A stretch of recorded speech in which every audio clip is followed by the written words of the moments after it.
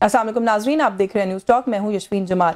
27वीं आईनी तरमीम के बाद वफाकी आईनी अदालत में जजेस की तैनाती के बाद अदालत ने अपना काम शुरू कर दिया है। 27वीं आईनी तरमीम को लेकर दो आरा पाई जाती हैं। इस वक्त तरमीम को मंजूर करने वालों का कहना है कि इस तरमीम के जरिए अदालती निज़ाम ना सिर्फ मजबूत होगा बल्कि मुल्क में अदल व इंसाफ की फरावानी होगी, जबकि दूसरी राय में इस तरमीम को निज़ाम अदल के कत्ल से तशबीह दी जा रही है। अदल के ईवानों में बैठे आला ओहदों पर फाइज लोग बतौर एहतजाज अपने ओहदों से मुस्ताफी हो रहे हैं, जो कि हमारी अदलिया के लिए किसी नुकसान से कम नहीं है, क्योंकि मुस्ताफी होने वाले जजों के हवाले से जहां एक जानिब हुकूमती लोग जश्न मना रहे हैं, वहीं हुकूमती जमात के कुछ अफराद ऐसे भी हैं जो इन इस्तीफों पर ना सिर्फ गम ज़्यादा दिखाई देते हैं बल्कि उनके मुताबिक पाकिस्तान में आइन, जमहूरियत, कानून और इंसाफ का ख्वाब देखने वाले हर फर्द के लिए ये लम्हा फिक्रिया है। जहां एक जानिब 27वीं आईनी तरमीम और इसके बाद जजों की जानिब से आने वाले इस्तीफे पर बात हो रही है, वहीं नई आईनी अदालत में जजेस की तैनातियां भी इस वक्त ज़ेरे बहस हैं। चीफ जस्टिस अमीनुद्दीन खान समेत अब तक 7 जजेस आईनी अदालत का हल्फ ले चुके हैं, लेकिन अब तक इस सवाल का जवाब नहीं मिल सका कि आया किस मयार के तहत इन जजेस को आईनी अदालत का जज मुकर्रर किया गया है और क्यों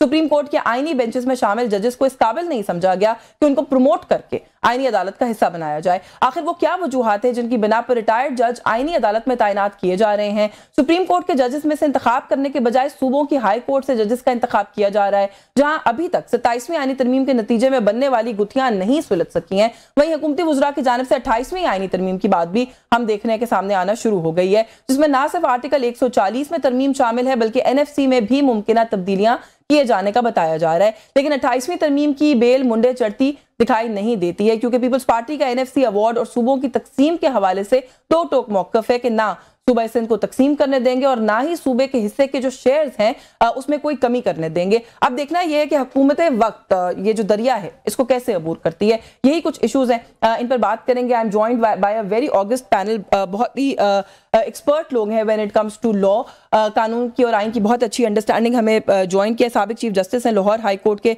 जस्टिस रिटायर्ड शाहिद जमील साहब ने। बहुत शुक्रिया सर आपका अपने प्रोग्राम में मुझे वक्त दिया। सीनियर कानूनदान हैं बैरिस्टर हारिस अजमत मौजूद है। सर बहुत शुक्रगुजार हूँ आपकी भी आपने प्रोग्राम में वक्त दिया। और पाकिस्तान बार काउंसिल के मेंबर हैं, सीनियर कानूनदान हैं हसन रजा पाशा साहब भी कुछ देर में हमारे साथ मौजूद होंगे। मैं जस्टिस शाहिद जमील साहब से अगर आपसे गुफ्तगू का आगाज कर लूँ। सर वफाकी आईनी अदालत ओथ्स भी हो चुके हैं, अबाउट 7 जजेस के काम जो है वो भी हेयरिंग्स भी ऑफिशियली स्टार्ट हो गई, काम शुरू कर दिया बेसिकली जो कॉन्स्टिट्यूशनल कोर्ट है उसने। सर सबसे पहले तो यही जो सवाल मैंने इब्तिदाइया में उठाया कि सर आपके ख्याल में क्या मयार है जिसके तहत इन लोगों को तैनात किया गया है, क्योंकि अभी तो बहुत सारे लोग ऐसे हैं सर जो सीनियरिटी में उन जजेस से नीचे हैं, जो कि ऑलरेडी काम कर रहे हैं सुप्रीम कोर्ट या डिफरेंट बेंचेस के अंदर या डिफरेंट कोर्ट्स के अंदर। तो क्या स्टैंडर्ड आपके ख्याल में फॉलो किया गया है? जी बहुत शुक्रिया जी। आपके इब्तिदाइये में ही एक आपने सवाल उठाया है और मेरा ख्याल है वो सबसे पर्टिनेंट ये है कि जो आईनी बेंच था उसमें जो जजेस काम कर रहे थे उनकी क्या डिस्क्वालिफिकेशन है कि उस बेंच को कॉन्स्टिट्यूशनल कोर्ट का दर्जा क्यों नहीं दिया गया और उन जजेस को आपने एलिवेट नहीं किया उसमें। दो मैं इस आईनी कोर्ट को मैं अपोज करता हूं, मैं इससे एग्री नहीं करता, लेकिन ये बड़ा अहम सवाल है और इसमें बहुत सारे जवाबात इसी में ही छुपे हुए हैं कि आप जो अदालत बना रहे हैं this is going to be a dumping place. देखें आप कॉन्स्टिट्यूशन की बात कर रहे हैं कि कॉन्स्टिट्यूशन की इंटरप्रिटेशन के लिए आपने ये अदालत बनानी है, तो आपने किसी का सीवी देखा है जिसको आप अपॉइंट कर रहे हैं कि उन्होंने कॉन्स्टिट्यूशन की इंटरप्रिटेशन पे अब तक कितनी जजमेंट्स दी हैं और उनकी क्या स्पेशलिटी होगी इस बेंच की कि वो सारे केसेस वो डिसाइड करेंगे। और जो जजेस सुप्रीम कोर्ट से जिनको नहीं लिया गया है और उन्होंने 1 साल कॉन्स्टिट्यूशनल बेंच में काम भी किया है तो उनकी क्या डिस्क्वालिफिकेशन है। तो ट्रांसपेरेंसी जो है दैट लैक्स और इसी में इसके जो मैं तो बड़ा खुल के कहता हूं कि ये एक मेलाफाइडे अमेंडमेंट है। आपने चीजों को कंट्रोल करने के लिए आप इसको लेके आए हैं। अच्छा सर जब आप ये कहते हैं ना कि मेलाफाइडी है, आपने जो एक आपने कहा मैंने पर्टिनेंट सवाल उठाया था इब्तिदाई में, आपने उसके जवाब में भी एक बड़ा ही पर्टिनेंट पॉइंट उठाया है कि क्या डिस्क्वालिफिकेशन है। लेकिन सर उससे आगे बढ़ते हुए हुकूमती कुछ लोगों से जब हम बात करते हैं तो वो ये कहते हैं कि कोई ये तो बताए कि डीमेरिट क्या है इस तरमीम का। डीमेरिट कोई नहीं बताता when it comes to the judiciary. तो सर आप कह रहे हैं कि आप अपोज करते हैं, आप क्यों अपोज करते हैं? जी देखें मैं इसलिए अपोज करता हूं कि सुप्रीम कोर्ट जो एक उसको अब हमारे कितनी तकरीबन हाफ सेंचुरी हो गई है کہ ایک ادارہ تھا، اس میں اس نے ججمنٹس دی ہیں، اس میں ایک ٹریننگ ہوتی ہے، اور اس کے جو سینئر ججز ہیں وہ ایک ٹریننگ کے بعد یہاں تک پہنچتے ہیں، اور ان میں اسپیشلٹی کریٹ کر کے آپ کانسٹیٹیوشن کے کیسز کے لیے ایک بینچ بنائیں. جو میں عدلیہ کو میں ڈیفینڈ نہیں کرتا، اس سے پہلے بھی سلیکشن کر کے آپ نے کچھ ججز کو اپنی مرضی کے بٹھاتے تھے، اور جہاں سے یہ کام خراب ہوا ہے، اور پھر آپ اپنی مرضی کے جو فیصلے ہیں وہ امپوز کرتے تھے. لیٹ می سے اٹ ویری فرینکلی. لیکن اس کا علاج یہ نہیں تھا کہ آپ بالکل ہی اس عدالت کو، جس کی 50 ایئر سے زیادہ کی ہسٹری ہے، اس کو آپ بالکل ختم کر دیں، اور آپ بالکل ایک نئی عدالت اس کے سر پہ بٹھا دیں. اچھا سر، یہ اس پوائنٹ پر بھی میں آتی ہوں جو آپ نے کہا ہے کہ ختم کر دیں. ذرا مجھے اجازت دیں گے میں حارث عظمت صاحب کو گفتگو میں شامل کر لوں، کیونکہ 2-3 آپ نے بڑی امپورٹنٹ باتیں کی ہیں. حارث عظمت صاحب، بڑی کنٹروورسی ہے 27ویں آئینی ترمیم کو لے کر، اور خاص طور پہ کانسٹیٹیوشنل کورٹ کا جو قیام ہے، پھر اس میں جس طریقے سے ابھی ججز کی تعیناتی ہوئی ہے اس کو لے کر. یہ جو بات ابھی جسٹس صاحب کریں، یہ بھی ایک بڑی امپورٹنٹ پوائنٹ ہے فار ڈسکشن، کہ کیا ڈسکوالیفیکیشن تھی ان لوگوں کی جو کہ آلریڈی کانسٹیٹیوشنل بینچز کے اندر 1 سال سے کام کر رہے تھے، انہی کو کیوں نہیں ایلیویٹ کر دیا گیا؟ ایلیویشن ہی ہے یہ اس وقت تو جو کانسٹیٹیوشنل کورٹ کا جو بھی سٹرکچر ہمیں بتایا جا رہا ہے. یہ جو جس طرح کے لوگ لائے گئے ہیں، ان کو جس طریقے سے پک اینڈ چوز کیا گیا ہے، اس کے پیچھے اگر نہیں بھی ہے نا سر، تو کہیں نہ کہیں ڈسکشن میں میلیفائڈی انٹینٹ پہ بات ہو رہی ہے.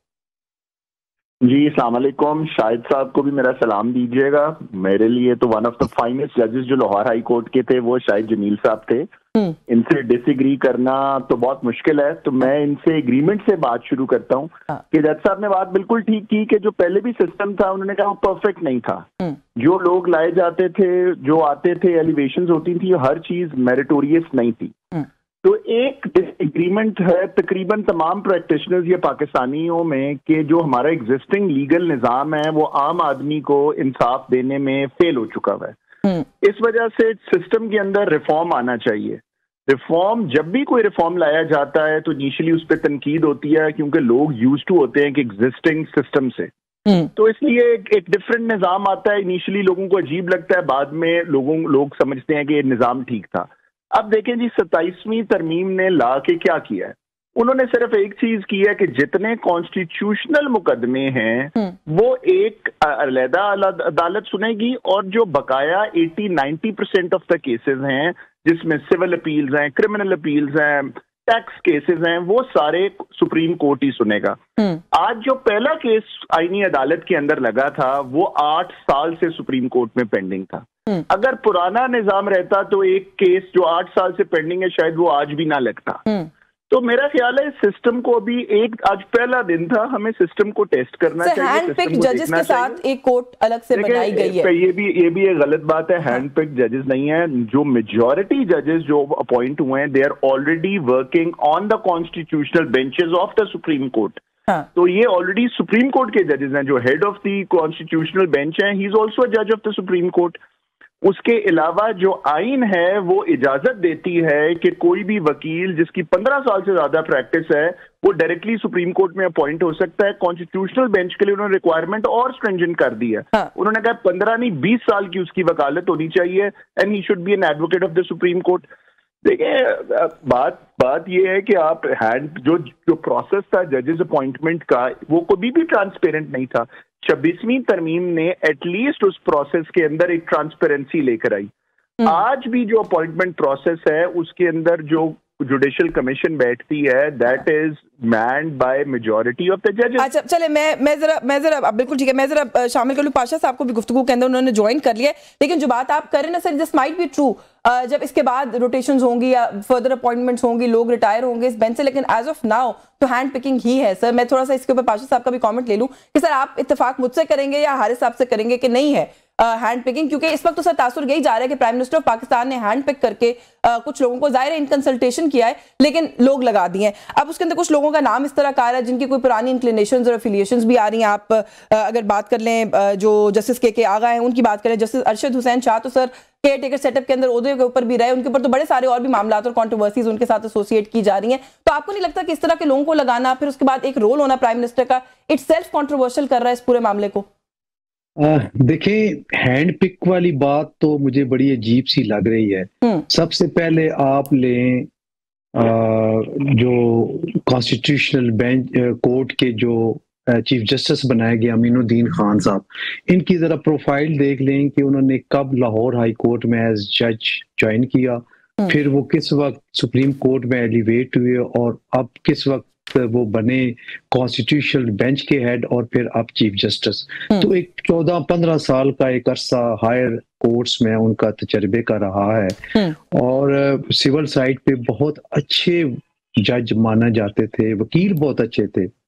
اب آ جاتے ہیں باقی جسٹس علی باقر نجفی صاحب، سید حسن اظہر رضوی صاحب۔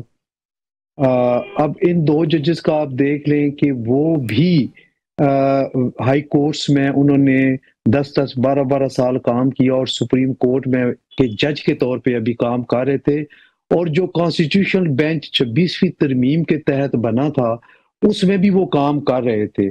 تو ایسا کون سا ان پہ یہ بات کی جا سکتی ہے کہ یہ وہ ججز ہیں جو کہ مریخ سے تو نہیں لایا گیا؟ لیکن سر ایک نیچرل فلو آف تھنگز بھی ہوتا ہے نا۔ ابھی آپ کے جوائن کرنے سے پہلے جسٹس شاہد جمیل صاحب جو بات کر رہے تھے کہ 1 سال سے کانسٹیٹیوشنل بینچ کام کر رہا تھا کورٹ میں، ان لوگوں کی کیا ڈسکوالیفیکیشن تھی کہ وہ اس کورٹ میں نہیں آ سکتے تھے؟ اچھا، میں نے نہیں سنا جسٹس شاہد جمیل صاحب کو، بھائی ہمارے، اللہ تعالیٰ ان کو خوش رکھے، کوئی ڈسکوالیفیکیشن آئی تھنک نہیں ہے۔ جو بیسک سٹرکچر تھا وہ یہ تھا کہ 27ویں ترمیم میں جو سن سیٹ کلاز دے دی گئی، جو ونس اینڈ لاسٹ استعمال ہونی تھی، وہ تھی یہ کہ چیف جسٹس کانسٹیٹیوشنل کورٹ اور جو 6 ججز انہوں نے رکھنے تھے ابتدائی مرحلے پہ، تو اس میں ایک جج جو ہے وہ تمام صوبوں سے رکھنا تھا، ایک اسلام آباد سے رکھنا تھا، اور یہ طے پایا تھا کہ یہ کریں گے۔ اس کے بعد اب جو ججز بھی تعیناتی ہونی ہے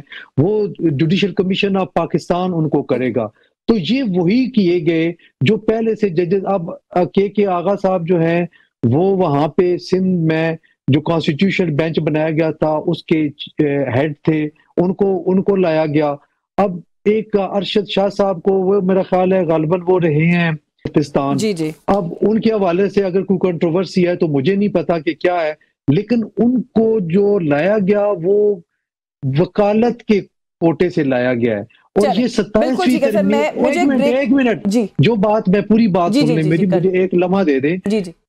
وہ 27ویں ترمیم کے تحت وکالت کا کوٹا نہیں تھا، بلکہ جو اوریجنل آئین تھا اس میں یہ پروویژن 15 سال پریکٹس والے وکیل کی تھی کہ اس کو ایز جج سپریم کورٹ ڈائریکٹلی لایا جا سکتا ہے۔ تو ایسی کئی مثالیں اس سے پہلے بھی موجود ہیں کہ کئی ریٹائرڈ ججز کو جو ہائی کورٹ سے ریٹائرڈ ہوئے اور وہ گھر چلے گئے، تو پھر ان کو اسی پروویژن کے تحت وکیل والے اس کوٹے میں ان کو جو ہے وہ جج بنایا گیا سپریم کورٹ آف پاکستان کا۔ تو اس میں کوئی، چلیں سر مجھے ایک بریک لینی ہے، بریک سے واپس آ کے انہی کچھ اور ایشوز پہ، لائک آئی سیڈ کہ کچھ کنٹروورسیز جڑی ہیں، مزید بھی کچھ ایشوز پہ بات کریں گے، ہمارے ساتھ رہیے گا۔ جی ویلکم بیک ناظرین۔ بریک پہ جانے سے پہلے جسٹس شاہد جمیل صاحب، سر آپ بات سن رہے تھے جو دوسرے 2 شرکاء، ایک بات جو حارث عظمت صاحب نے کہی، سر انہوں نے کہا آج پہلا دن تھا کہ جو کورٹ ہے اس نے کام کرنا شروع کیا ہے، تو ہم کچھ وقت دے کے دیکھ لیں، شاید تنقید کرنے میں ہم بہت جلدی کر رہے ہیں، ہو سکتا ہے کہ جو ایک پرپز ہے گڈ ول کے اندر کیا گیا وہ ہم اٹین کر ہی لیں الٹیمیٹلی۔ سر ایک تو اس پہ کامنٹ کر دیجیے گا، دوسرا سر اس 27ویں ترمیم کے اندر جو ججز کی ٹرانسفر کے حوالے سے جو بات آئی ہے اس کو لے کر بڑی کنٹروورسی، اور اب تو یہ کہا جا رہا ہے کہ 8th امینڈمنٹ جو ہے اسی کو واپس جو ہے وہ زندہ کر دیا گیا ہے۔ How do you look at it?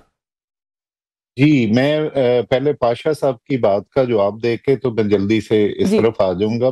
میں انہی کے جو کمنٹس ہیں اس میں ایک سوال پٹ کرتا ہوں جس کا وہ بعد میں جواب دے دیں، یا میں اس کو آپ کے ناظرین کے لیے چھوڑ دوں گا کہ یہ انہوں نے کہا کہ جی یہ 2 ججز جو ان کے ساتھ کیے ہیں امین الدین خان صاحب کے ساتھ، ان کا وہ آلریڈی اس بینچ میں کام کر رہے تھے۔ تو امین الدین خان صاحب کے ساتھ جو سینئر 2 جج کام کر رہے تھے وہ مندو خیل صاحب تھے اور جسٹس مظہر تھے، ایک سندھ سے تھے ایک بلوچستان سے تھے۔ تو ان کی کیا ڈسکوالیفیکیشن تھی کہ ان کو اوپر نہیں لایا گیا؟ میرا ایک کوسچن ہے، اور یہ ایک بڑا ویلڈ کوسچن ہے، کیونکہ انہوں نے تو ججمنٹس بھی لکھی ہیں نا اس میں۔ تو باقی یہ جو ججز ابھی تک آئے ہیں انہوں نے کوئی ججمنٹ نہیں لکھی، ان کا ابھی سپریم کورٹ میں بھی اتنا تجربہ نہیں ہے، کانسٹیٹیوشنل بینچ میں تو ان کا بالکل بھی نہیں ہے۔ تو یہ اور کیا ضرورت پڑی تھی کہ پرائم منسٹر صاحب کو یہ سن سیٹ کلاس سے یہ ڈسکریشن دینے کی کہ پہلے 6-7 ججز وہ کر لیں گے, بعد میں جوڈیشل کمیشن کریں گے. اتنی اجلت کیا تھی کہ آپ اس کو جوڈیشل کمیشن کے تھرو ایک پراپر ڈیلیبریشن سے کر سکتے تھے. آپ سپریم کورٹ میں جن لوگوں نے کام کیا ہوا ہے, جسٹس عائشہ تھی اس کے اندر, جوڈیشل بینچ کے اندر, اور بہت سارے لوگوں نے کام کیا ہوا ہے, تو اپیرنٹلی لگتا تو یہ ہے کہ جس نے بھی تھوڑا سا انڈیپینڈنٹ مائنڈ رکھتا ہے یا جس نے کسی وقت بھی شو کیا ہے, وہ شاید اس کی ڈسکوالیفیکیشن ہے کانسٹیٹیوشنل کورٹ میں آنے کی. یہ میری آبزرویشن ہے, کوئی اسے ایگری کرے نہ کرے. دوسری بات آپ نے جو حارث عظمت صاحب کی ہے, حارث عظمت صاحب کو یہ پتا ہے, انہوں نے اسی عدالت میں وکالت کی ہے, میں نے کچھ ججی کی ہے, کچھ وکالت کی ہے. ہمارے 50% کیسز جو ہیں وہ 199 سے سٹیم ہو کے آتے ہیں. سب سے بڑا لیٹیگیٹر جو ہے عدالتوں میں وہ حکومت وقت ہے, وہ صوبائی حکومتیں ہیں اور فیڈرل گورنمنٹ ہے. تو آپ اس کورٹ میں آپ سمجھتے ہیں کہ سارے 199 کے اس کو اپیلیٹ کورٹ بنا کے آپ اس کو فوراً اس کو ڈیسائیڈ کر دیں گے, تو یہ خام خیالی ہے, یہ سسٹم نہیں چلے گا. میں آپ کو اپنے تجربے سے بتا رہا ہوں کہ یہ فیلئر کی طرف جائے گا. آپ نے ایک سٹاپ گیپ ارینجمنٹ کیا ہے کہ یہ جو سسٹم آج ہائیبریڈ چل رہا ہے اس کو پروٹیکشن ملے گی, اس کے بعد یہ سسٹم بھاڑ میں جائے. اگر آپ کو واقعی کانسٹیٹیوشنل کیسز کو علیحدہ کرنا تھا اور امپورٹنٹ کانسٹیٹیوشنل کیسز, تو انڈیا کی مثال آپ کے سامنے ہے. انہوں نے ایک کانسٹیٹیوشنل بینچ بنایا ہے اور اس میں اسٹریٹ فارورڈ رکھ دیا ہے کہ پہلے 7 ججز جو ہیں وہ کانسٹیٹیوشنل بینچ ہوں گے. تو یہ کام یہاں پہ کیوں نہیں ہو سکتا تھا؟ کیوں ایگزیکٹو کے ہاتھ میں یہ پاور دے دی گئی کہ وہ اپنے ہینڈ پک ججز لے کے پہلے بینچ میں بٹھائیں اور اب ان کو کورٹ میں لگا دیں؟ تو اس سے زیادہ میں نہیں کرتا, یہ ناظرین کے لیے چھوڑ دیتے ہیں. اچھا سر, میں آپ کی جانب سے دوبارہ آتی ہوں ذرا حارث عظمت صاحب کو ایک ایشو کے اوپر کہ یہ جو 27ویں آئینی ترمیم ہے اس کو وکلا کمیونٹی کی طرف سے کیسے آپ سمجھتے ہیں سر ریسیو کیا جا رہا ہے؟ کیونکہ کہیں نہ کہیں یہ بھی باتیں چل رہی ہیں کہ اس ملک میں کیا کوئی اور لائرز موومنٹ تو نہیں سر اٹھانے لگی؟ جہاں تک وکلا کمیونٹی کا تعلق ہے تو ہماری سب سے بڑی جو اپیکس باڈی ہے وہ پاکستان بار کاؤنسل ہے, اس کے بعد سپریم کورٹ بار کاؤنسل ہے, اس کے بعد پنجاب بار کاؤنسل ہے. تو ان سب باڈیز نے تو یہ 27ویں ترمیم کو ویلکم کیا ہے اور انہوں نے کہا ہے کہ یہ بہت اچھا ریفارم ہے. جہاں تک لاہور ہائی کورٹ بار ایسوسی ایشن ہے, انہوں نے اس پہ ڈس ایگریمنٹ کیا ہے. آج انہوں نے ایک احتجاج کی کال بھی دی تھی. I was there in Lahore high court today, لیکن وہ بالکل ہی ایک معمولی سا علامتی احتجاج تھا. وہ آپ اس کو وکلا تحریک کے ساتھ نہیں کمپیئر کر سکتے, کیونکہ وکلا تحریک کے بعد وکلا آر ناؤ ویری وائز. اس تحریک میں بھی ایک ینگ وکیل تھا, شامل ہوا. ہمیں بہت خواب دکھائے گئے کہ ایک سسٹم بالکل بدل جائے گا. بعد میں پتہ لگا کہ جب وہ ججز واپس آئے, ایک سرٹن طبقے کے وکلاء نے صرف فائدہ اٹھایا, عام وکیل نے سفر کیا, عام عوام نے سفر کیا, کوئی انصاف کسی کو نہیں ملا. سسٹم وہی تھا, صرف وکیلوں نے ڈنڈے کھائے, جیلیں کاٹی. تو یہ سسٹم کو تو لوگ وکیل بلکہ انکریج کر رہے ہیں. دیکھیں جی, آئنسٹائن نے کیا کہا تھا, میڈنس کی کیا ڈیفینیشن ہے؟ You keep on trying the same thing again and expect a different result. تو شاید جمیل صاحب کو میں بہت رسپیکٹ کرتا ہوں. He seems a little pessimistic about this 27th amendment. میں اس کو آپٹمسٹک نظر سے دیکھتا ہوں. میں سمجھتا ہوں گلاس ہاف فل ہے. انشاءاللہ اس سسٹم کے اندر بہتری آئے گی. تو خیر کیا, انہوں نے تو اپوز کا لفظ استعمال کیا کہ وہ اپوز کر رہے ہیں, لیکن شاہد صاحب نے اپوز کیا, لیکن میں سمجھتا ہوں کہ اگر ہم سسٹم کو تھوڑا چانس دیں گے, ہو سکتا ہے شاہد صاحب از اے ویری فیئر پرسن, ہو سکتا ہے کچھ عرصے بعد وہ بھی کہیں کہ ہاں یہ اچھا اقدام تھا. ایک سیٹلڈ لا ہے ہمارے سپریم کورٹ کا, اور شاہد صاحب نے بھی ایم شور اس کے اوپر بڑی ججمنٹس دی ہوں گی کہ میلا فائڈی کی not be attributed to the legislature. 2/3 کے ذریعے یہ ایک امینڈمنٹ آئی ہے. پورے جو عوام کے نمائندے ہیں وہ یہ امینڈمنٹ لے کر آئے ہیں. ہماری آئین کا خود آرٹیکل 239 یہ کہتا ہے کہ پارلیمنٹ جو نظام چاہے وہ لا سکتی ہے, accept there is one limitation. بالکل ایسا ہی, میرے پاس تھوڑا سا وقت کی جو ہے نا وہ ہو رہی ہے, کمی ہو رہی ہے. لیکن یہ جو بات آپ کر رہے ہیں یہ بھی ایک اور پوری ڈیبیٹ ہے نا کہ 2/3 میجورٹی کتنی لیجیٹمیٹ تھی, عوام کی نمائندگی کتنی تھی نہیں تھی. آپ کو پتا اس کو لے کے there is a whole controversy around it. تو the debate will never end. Exactly. آپ یہ بھی کر سکتے ہیں کہ اس سسٹم کے اندر عام مڈل کلاس کا بندہ میرے جیسا تو ایم این اے بن ہی نہیں سکتا. मैं ये जो नुकता आपके साथ पूछा मैं, क्योंकि आपने 10 अरब रुपए लग जाते हैं। जी बिल्कुल, आपने जो बॉडीज हैं बार काउंसिल और इस तरह की उनका हवाला दिया, तो पाशा साहब मौजूद है, उनकी मौजूदगी का फायदा उठाते हुए सर कैसा रिसीव किया गया है लॉयर्स कम्युनिटी के अंदर इसको, क्योंकि शाहिद जमील साहब जैसे जो है वो सीनियर कानूनदान भी हैं इस मुल्क में, जो कि पेसिमिस्टिक हैं, जो कह रहे हैं कि हम नहीं समझते कि ये कोई अच्छा हुआ, बल्कि वो तो उन्होंने सर ने तो ये भी कहा है कि वो नहीं समझते कि ये सिस्टम चल सकता है इस तरीके से। तो क्या आपको लगता है कि ये वाला जो ओपिनियन है ये मेजोरिटी में है या नहीं? देखिए, ये तो अभी कोई स्पेकुलेशन मैं नहीं करना चाहता और ना ही कोई इस तौर पे मैं कोई फतवा देना चाहता हूँ, लेकिन एक बात बड़ी अहम है कि जब वकला को पोलिटिसाइज नहीं किया गया, अदलिया को पोलिटिसाइज नहीं किया गया, तो फिर तहरीकें भी चली, एहतजाज भी हुए और लोगों ने मारे खाई, डंडे खाए, शहादतें हुई। एंड रिजल्ट क्या हुआ कि चंद बेनिफिशियरी लोग आए और वो फायदा उठा के चले गए। हम अब भी ये कहते हैं कि हम जब तहरीक में एक्टिव थे तो एक काज थी और उस काज के लिए थे, और वो काज हमने हासिल की। जो बेनिफिशियरी थे उन्होंने अपने एंगल से उसको लिया और वो बस अखबारात की सुर्खियों की जीनत बनते रहे और इलेक्ट्रॉनिक मीडिया पे टिकट चलते रहे। हाँ, ये जरूर है कि जब आप पोलिटिसाइज कर दिए गए हैं या हो गए हैं, दोनों सूरतों में जब बार के अंदर जो काले कोट की एक वननेस और एक ताकत थी उसको आपने टुकड़ियों में बांट दिया है और गैर महसूस तरीके से आप नजरियाती तौर पे आप सेपरेट हो गए, अलग हो गए, और आज कोई नून खेल रहा है, कोई ILF खेल रहा है, कोई पीपल्स पार्टी खेल रहा है, और उससे बार को ज्यादा नुकसान है। मैं अब भी समझता हूं और ऑप्टिमिस्टिक हूं इस हवाले से कि आज वकला ये अहद करें कि हम अपने यूनिफॉर्म पहन के किसी लीडर की प्रेस कॉन्फ्रेंस या प्रेस ब्रीफिंग के दौरान पीछे नहीं खड़े होंगे। हम अपने काले कोट की डिग्निटी और का एहतराम करेंगे और उसको इस हद तक बचा के रखेंगे कि पॉलिटिकल नजरियात को बार के अंदर हावी नहीं करेंगे।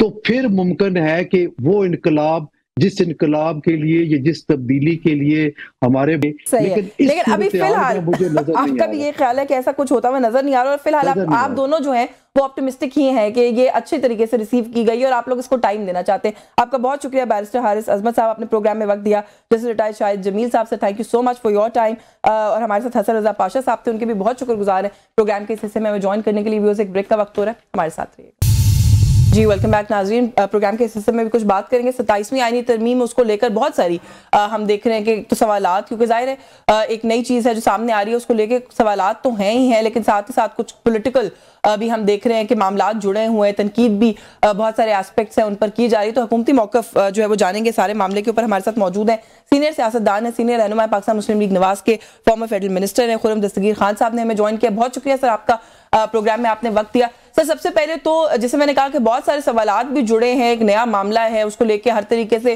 और हर किसी का अपना एक जाविया भी है इस सूरत हाल को देखने का। लेकिन सर, सबसे पहले आपको नहीं लगता कि जहां पर पहले ही बड़ी कंट्रोवर्सी थी कि इतनी तेज रफ्तारी में एक तरमीम को लेके आया गया, उस तरमीम को पास करा लिया गया, उसके बाद जो कॉन्स्टिट्यूशनल कोर्ट बनाई गई सर, उसमें जो जजेस जो है वो तैनात किए गए, उसके अंदर प्राइम मिनिस्टर का एक इतना इंपॉर्टेंट रोल होना, बेशक ये एक फर्स्ट टाइम चीज है और दोबारा नहीं होगी, आपको नहीं लगता कि सारे मामले को इस बात ने मजीद मुतनाज़ा बना दिया? देखिए, जो इस चीज की सारी अथॉरिटी है वो पाकिस्तान की पार्लियामान से आ रही है।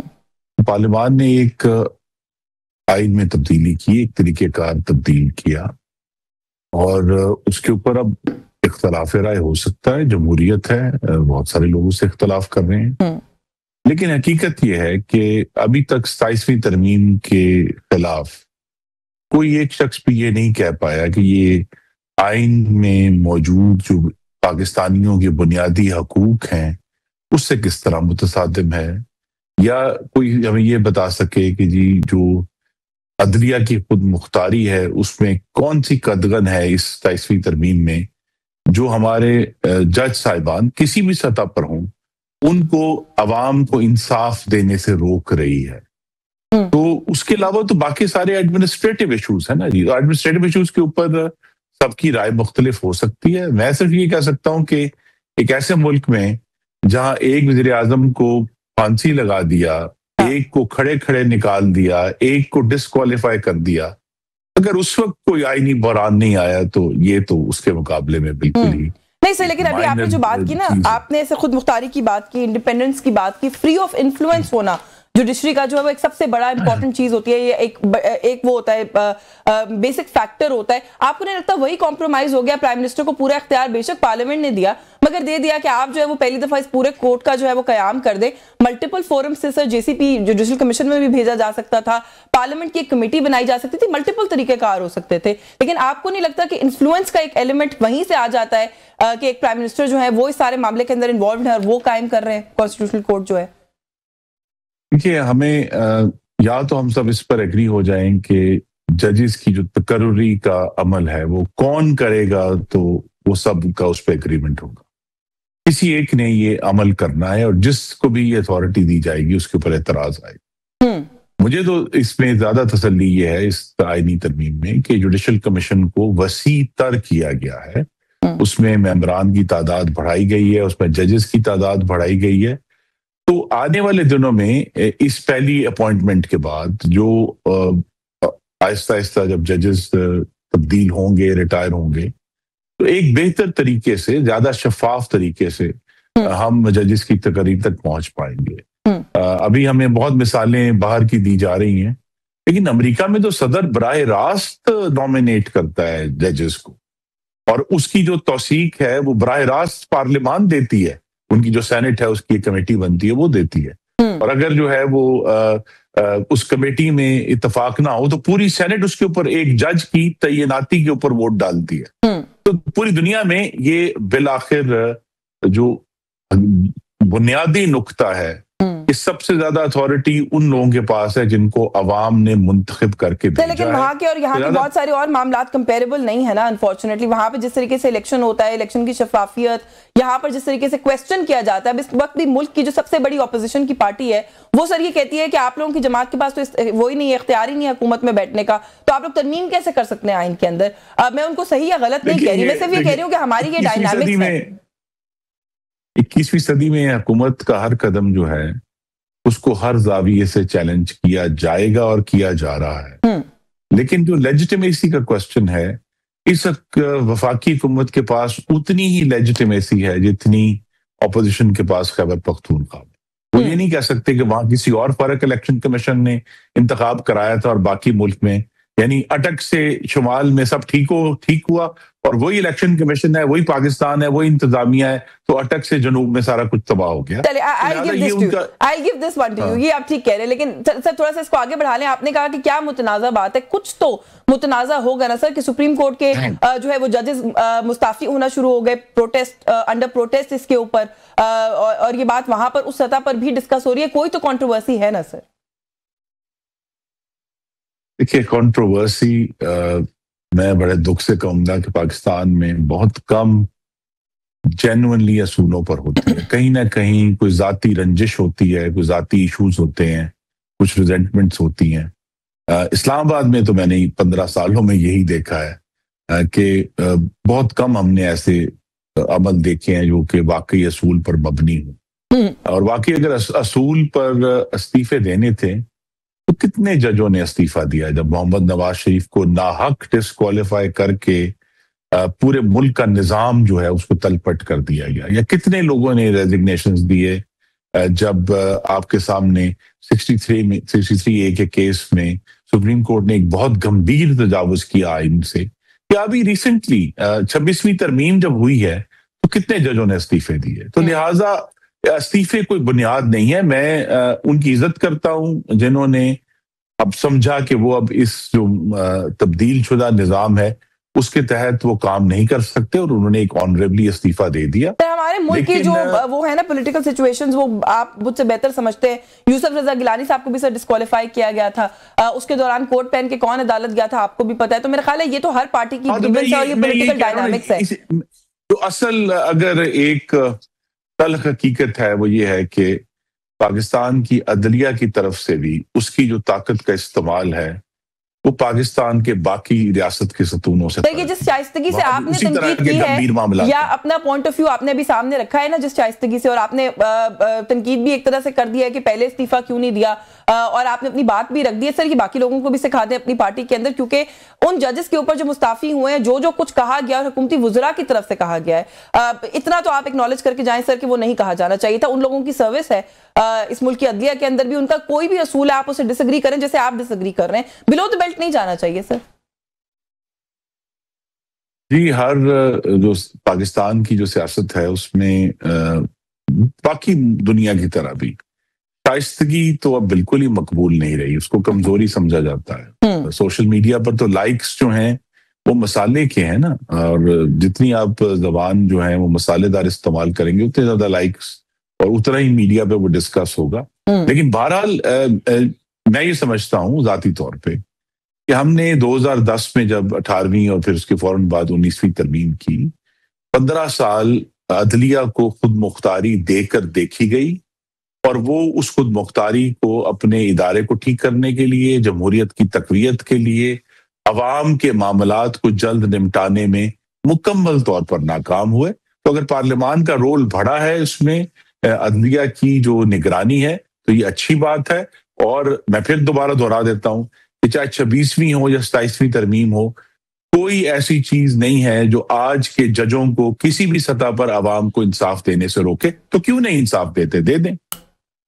देखिए सर, वही बात है ना, ये जो सिलेक्टिव वो होते हैं ना अप्रिसिएशन, वो भी नहीं करनी चाहिए। यही अदलिया थी सर जिन्होंने मियां साहब को बाहर भेजने में रोल प्ले किया था, यही अदलिया थी जिन्होंने वोट ऑफ नो कॉन्फिडेंस के लिए एक वक्त जो है उसको मुकर्रर किया और कहा कि इससे पहले ये कार्रवाई, ये प्रोसीडिंग जो है मुकम्मल की जाएगी। तो सर बहुत अच्छी थी अदलिया। अब जो है मैं देख रही हूँ हर तरफ से इसी अदलिया के ऊपर तनकीद भी हो रही है। मेरा ख्याल है कि नहीं करना चाहिए ये सिलेक्टिव जो कॉन्सेप्ट है ना। मेरे ख्याल में तो अदलिया तब भी इम्परफेक्ट थी, आज भी इम्परफेक्ट। चले, अगर आप ये कहेंगे तो फिर then I will take your view on this. अच्छा सर, 26वीं तरमीम हुई तो हमने सुना कि चेमगोइयां शुरू हो गई, 27वीं हो रही है, फिर गवर्नमेंट उसको डिनाई करती चली गई कि नहीं ऐसा कुछ नहीं हो रहा। अब 27वीं हुई है तो इंटरेस्टिंग बात यह है कि गवर्नमेंट डिनाई नहीं कर रही है, गवर्नमेंट खुद कह रही है 28वीं भी होगी। तो सर अब क्या रह गया जो 28वीं में भी करना है? और जो बात पहले डार साहब ने कही थी कि 26वीं को जरा हजम तो होने दें, तो अब हम आपसे कहते हैं कि 27वीं को जरा हजम तो होने दें, 28वीं में क्या लेकर आना है सर?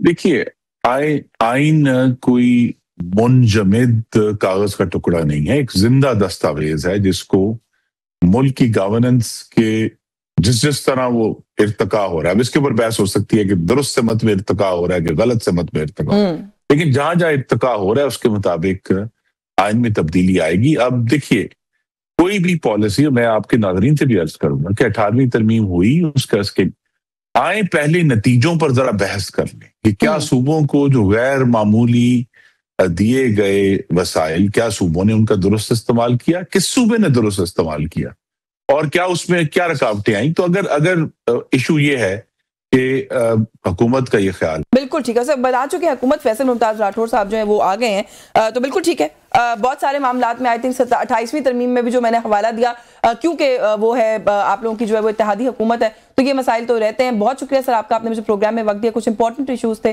जिन पे हमने हुकूमत का जो मौक़िफ़ है प्रोग्राम में शामिल करने की कोशिश की। न्यूज़ टॉक से आज के लिए बस यही कुछ, मुझे इजाजत दीजिए, अल्लाह हाफिज़।